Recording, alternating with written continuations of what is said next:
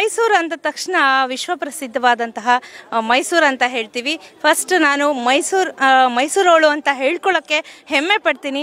ಅದರಲ್ಲೂ ಈ ನವರಾತ್ರಿಯ ದಿನ ಈ ಮೈಸೂರು ಹೇಗಿರುತ್ತೆ ಅಂದರೆ, ಒಂದು ಮದುವೆ ಮನೆ ಹೇಗೆ ಸಿಂಗಾರ ಆಗುತ್ತೋ ಆ ರೀತಿ ಎಲ್ಲೆಲ್ಲೂ ಲೈಟ್ಗಳಲ್ಲಿ ಜಗಮಗಿಸ್ತಾ ಇರುತ್ತೆ, ಜನಗಳು ಜಗಮಗಿಸ್ತಾ ಇರುತ್ತೆ.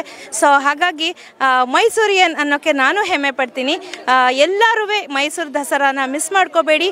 ಪ್ರತಿ ವರ್ಷ ಒಂದೊಂದು ಸಾಂಸ್ಕೃತಿಕ ಕಾರ್ಯಕ್ರಮಗಳಲ್ಲಿ ಮೈಸೂರು 10 ದಿನ ಹೇಗೆ ಎಲ್ಲ ಕಡೆ ಜನಗಳಿಂದ, ಸಾಂಸ್ಕೃತಿಕ ಕಾರ್ಯಕ್ರಮಗಳಿಂದ, ಸಡಗರ, ಸಂಗೀತ ಮತ್ತು ನಮ್ಮ ಹಿಂದಿನ ಪರಂಪರೆಯ ಸಂಗೀತ, ಶಾಸ್ತ್ರ ಪ್ರತಿಯೊಂದನ್ನು ಕೂಡ ಬೆಳೆಸ್ಕೊಂಡು ಬಂದಿದೆ. ಎಷ್ಟೇ ಮಾಡೆಲ್ ಆಗಿ ಬೆಳಿಬೋದು, ಆದರೆ ನಮ್ಮ ಮೈಸೂರು ಸಾಂಸ್ಕೃತಿಕ ನಗರಿ ಅಂತ ಗುರ್ತಿಸ್ಕೋತಾ ಇದೆ ಇನ್ನು ಅನ್ನೋದಾದರೆ, ಅದಕ್ಕೆ ಮೊದಲನೇ ಮೂಲ ಕಾರಣ ಅಂದರೆ ನಾವು ಬೆಳೆಸ್ಕೊಂಡು ಬಂದಿರುವಂತಹ ದಸರಾ ಮತ್ತು ನಾವು ಇನ್ನೂ ಬೆಳೆಸ್ತಾ ಇರುವಂತಹ ಈ ದಸರಾ ಕಾರ್ಯಕ್ರಮ ಅಂತ ಹೇಳೋಕ್ಕೆ ಇಷ್ಟಪಡ್ತೀನಿ.